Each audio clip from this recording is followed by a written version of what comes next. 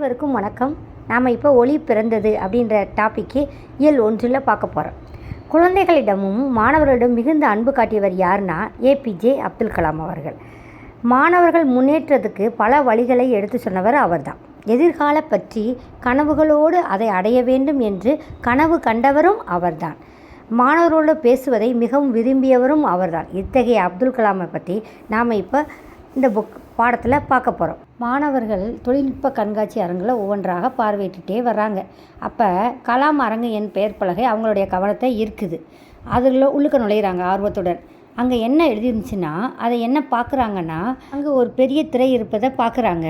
அந்த திரையில் என்ன எழுதியிருக்குன்னா, நீங்கள் கேட்க விரும்பும் கேள்விகளை திரையை நோக்கி கேளுங்கள், உங்களிடம் அப்துல் கலாம் திரையில் தோன்றி பதிலளிப்பார் என்று எழுதியிருந்துச்சு. மாணவர்கள் உடனே திரையை நோக்கி ஆர்வத்துடன் கேள்வியை கேட்க தொடங்கினார்.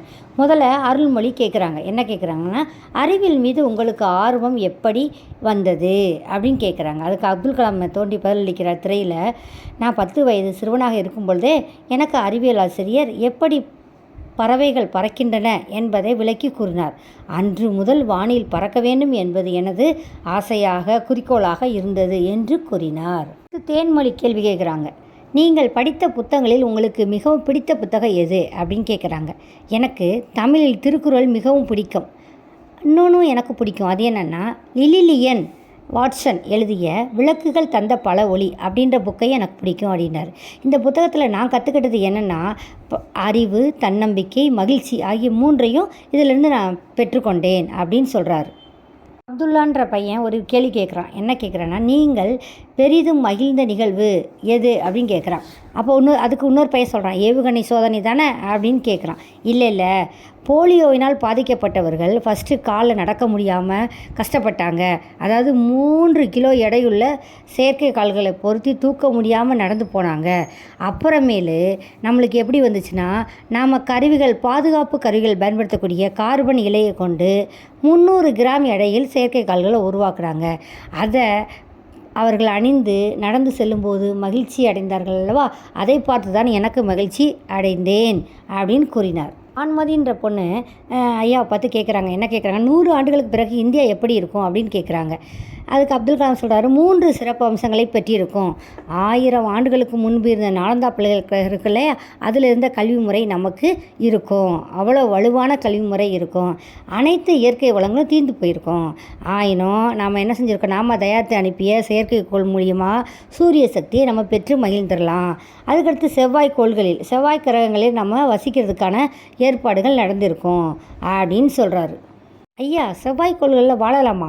சரிங்க, எங்களெல்லாம் எப்போ அழைத்து செல்லலாம் அப்படின்னு கேட்குறாங்க.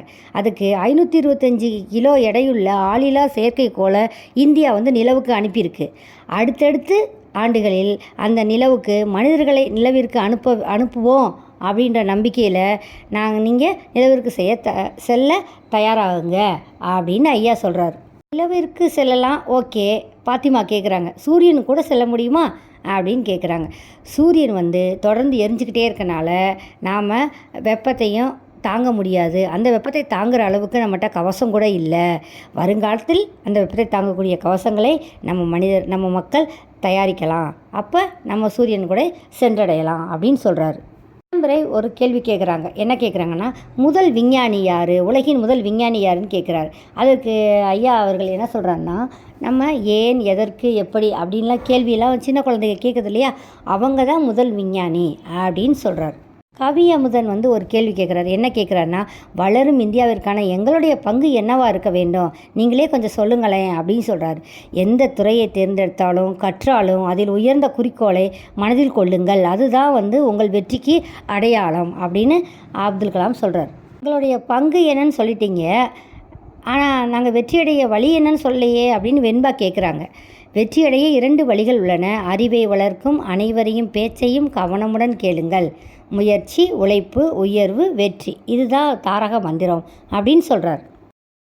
எல்லாம் பேசி முடிச்சுட்டு, நன்றி குழந்தைகளே என்றபடி திரையில் கையசைத்து மெல்ல மறைகிறார். மாணவிகள் புத்தொழி பெற்று அந்த அரங்கை விட்டு வெளியில் வருகிறாங்க. இதுதான் அவர் மாணவர்களுக்கு சொன்ன அறிவுரை. கனவு காணுங்கள் என்பது அப்துல் கலாமோட பொன்மொழி.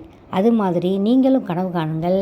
உங்களுக்கு என்ன குறிக்கோள் அப்படின்னு நினைத்து அதுக்கு ஏற்ற மாதிரி ஒவ்வொரு அடியும் எடுத்து வைங்க.